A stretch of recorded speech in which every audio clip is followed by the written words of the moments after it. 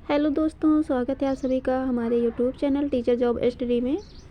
Top polity and UP special की series इसमें start कर रहे हैं। इसमें पॉलिटी और यूपी स्पेशल से इम्पोर्टेंट क्वेश्चन पॉइंट लेकर चल रहे हैं, जो कि LT grade, TGT, PGT, GIC अन्य सभी प्रतियोगी परीक्षाओं के लिए बहुत महत्वपूर्ण है। तो आइए दोस्तों शुरू करते हैं।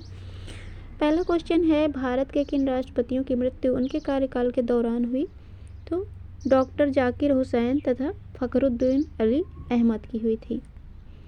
राज्य की कार्यपालिका शक्ति का प्रधान कौन होता है? मुख्यमंत्री अथवा राज्यपाल? तो इसका राज्यपाल होता है। जम्मू कश्मीर के विषय में संसद की अधिकारिता किन विषयों तक है? तो केवल संघ सूची एवं वर्णित विषय तक है। राज्य के निम्न एवं उच्च सदन क्या कहे जाते हैं? तो क्रमशः विधानसभा व विधान परिषद कहे जाते हैं। प्रधानमंत्री का व्यक्तिगत उत्तरदायित्व किसके प्रति है? तो ये राष्ट्रपति के है।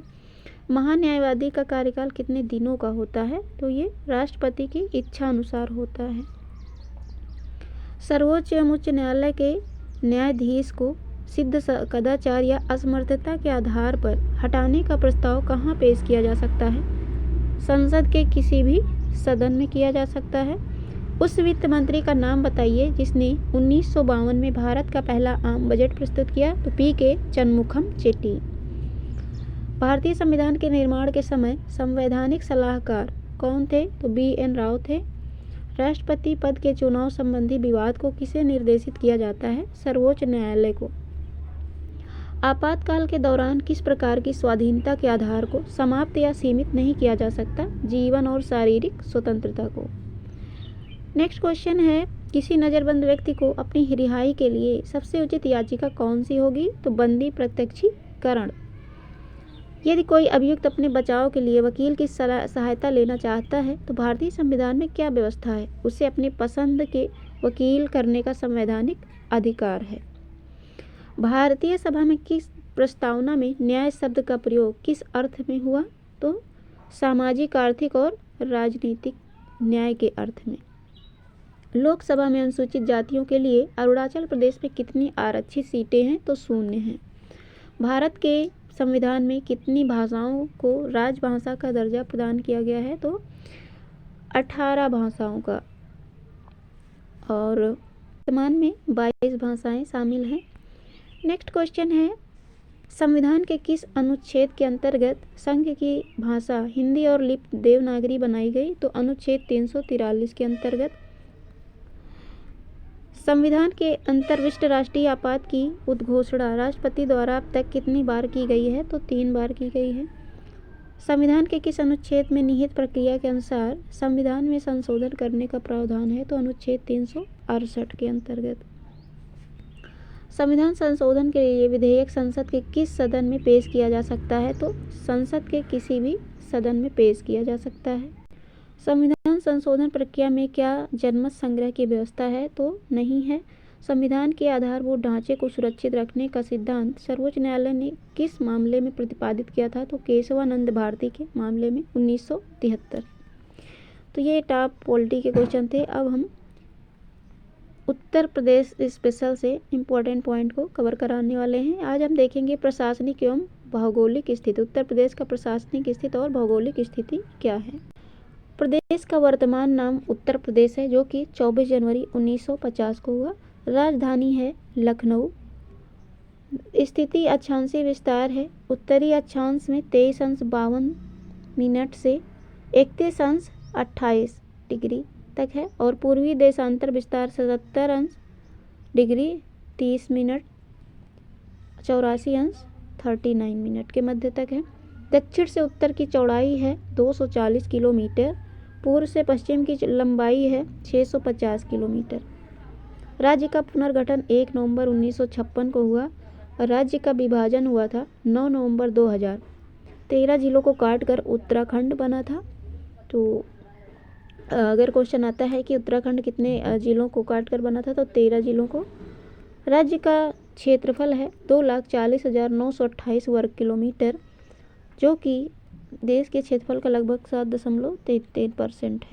राज्य की भाषा है देवनागरी लिपि। हिंदी जो है अक्टूबर 1947 में प्रथम राजकीय भाषा घोषित की गई। 26 जनवरी 1968 में सभी कार्यालयों में अनिवार्य कर दिया गया। 1989 में उर्दू द्वितीय भाषा बनी। 18वीं विधानसभा में निर्वाचित महिला सदस्यों की संख्या 47 थी। उत्तर प्रदेश में लोकसभा सीटें कितनी हैं? तो 80 हैं। प्रदेश में SC व ST के लिए आरक्षित लोकसभा सीटों की संख्या है 17 उत्तर प्रदेश में राज्यसभा सीटें हैं 31।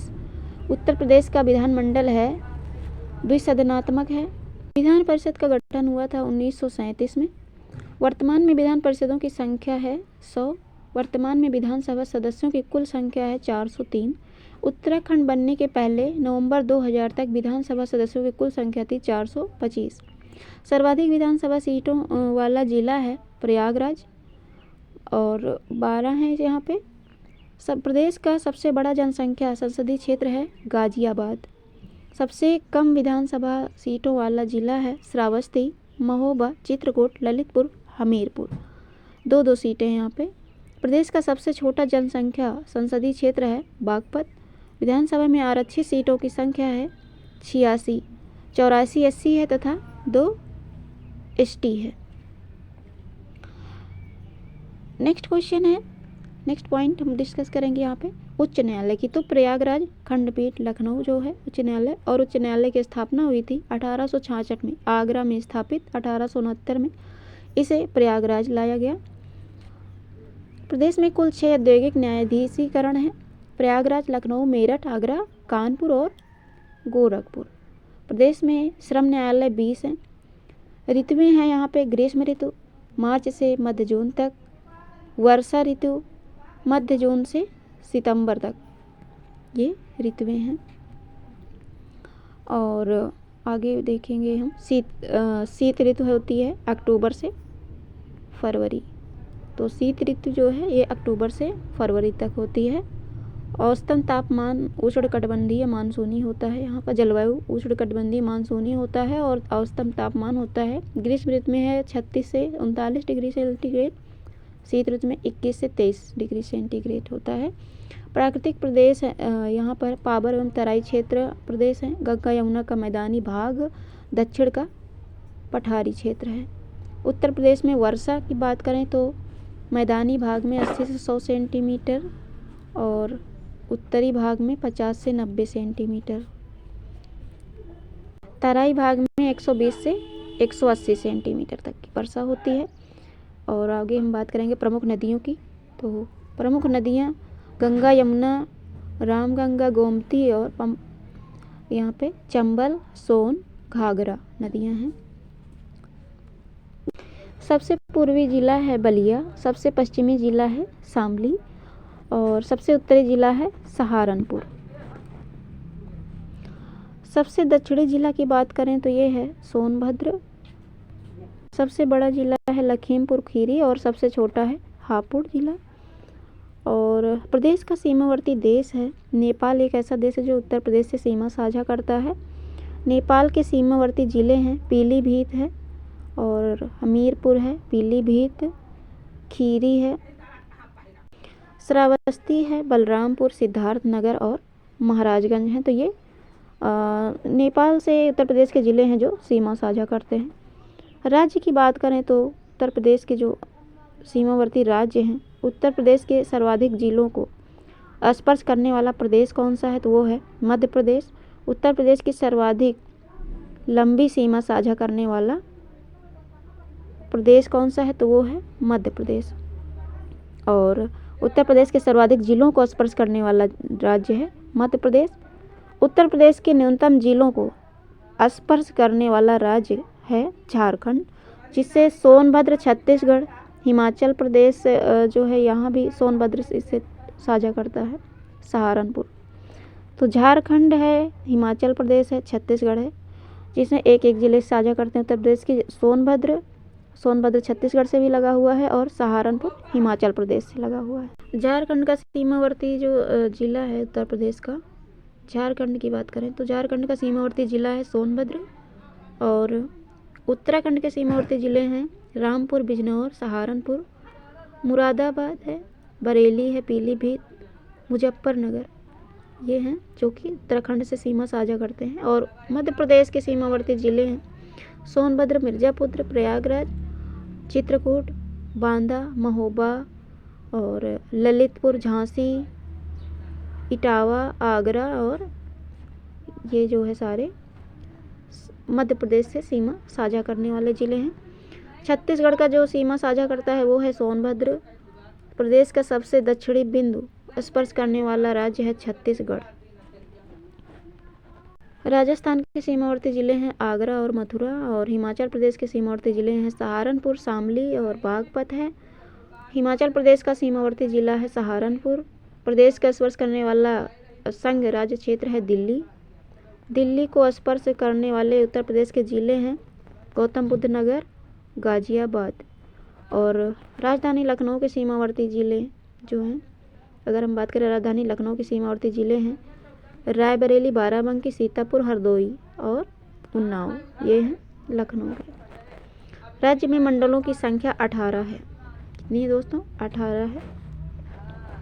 उत्तर प्रदेश के राजकीय प्रतीक देख लेते हैं। तो राजकीय पशु है बारहसिंगा, राजकीय पक्षी है सारस और क्रौंच, राजकीय वृक्ष है अशोक, पलाश है राजकीय पुष्प, राजकीय चिन्ह है एक वृत्त में 2 मछली, एक तीर धनुष, जो कि 1938 में स्वीकृति मिली इसको। राजकीय खेल है हॉकी, राजकीय भाषा है हिंदी और दूसरी है उर्दू, और राजकीय नृत्य है कथक। उत्तर प्रदेश का नामकरण देख लेते हैं। आज का उत्तर प्रदेश अतीत में मध्य देश या आर्यवर्त के नाम से जाना, संयुक्त प्रांत आदि नाम से जाना जाता था। वैदिक काल में इसे जो है महर्षि देश के नाम से भी पुकारा जाता था। और 1836 में इसे उत्तरी पश्चिमी प्रांत और 1877 में उत्तरी पश्चिमी प्रांत अवध, आगरा कहा जाने लगा था। 1902 में इसे आगरा और अवध संयुक्त प्रांत नाम दिया गया। 1937 में इसका नाम संयुक्त प्रांत कर दिया गया और जनवरी 1950 में संयुक्त प्रांत का नाम बदलकर उत्तर प्रदेश कर दिया गया। उत्तर प्रदेश में प्रथम राज्यपाल कौन थे? तो ये थी सरोजिनी नायडू। उत्तर प्रदेश के प्रथम मुख्यमंत्री थे पंडित गोविंद वल्लभ पंत। उत्तर प्रदेश की विधानसभा के प्रथम अध्यक्ष थे राजर्षि पुरुषोत्तम दास टंडन। उत्तर प्रदेश विधान परिषद के प्रथम सभापति थे श्री चंद्रपाल। उत्तर प्रदेश की प्रथम महिला मुख्यमंत्री थी सुचेता कृपलानी। उत्तर प्रदेश का प्रथम विश्वविद्यालय इलाहाबाद विश्वविद्यालय था, जो कि 1887 में बना। उत्तर प्रदेश में प्रथम बार राष्ट्रपति शासन 25 फरवरी 1968 से 26 फरवरी 1969 तक था। देश के प्रथम वन्यजीव परीक्षण संगठन की स्थापना उत्तर प्रदेश में होती है 1956 में। देश की प्रथम वायु डॉक सेवा नैनी और प्रयागराज में इलाहाबाद के बीच उत्तर प्रदेश 1911 में बना। 8 मार्च 1952 को प्रथम विधानसभा का गठन हुआ था। राज्य का प्रथम दलित महिला मुख्यमंत्री थी सुश्री मायावती। और राज्य की इलाहाबाद उच्च न्यायालय के जो प्रथम न्यायाधीश थे स्वतंत्र भारत के बाद ये बने थे। और राज्य का प्रथम एकमात्र मुक्त विश्वविद्यालय था राजर्षि टंडन मुक्त विश्वविद्यालय प्रयागराज इलाहाबाद। तो ये थे इम्पोर्टेंट पॉइंट जो हमने डिस्कस किए यूपी स्पेशल। और दोस्तों इसमें हमने पॉलिटी और यूपी स्पेशल को शामिल किया है। हिस्ट्री की अलग क्लास हम लेकर आएंगे।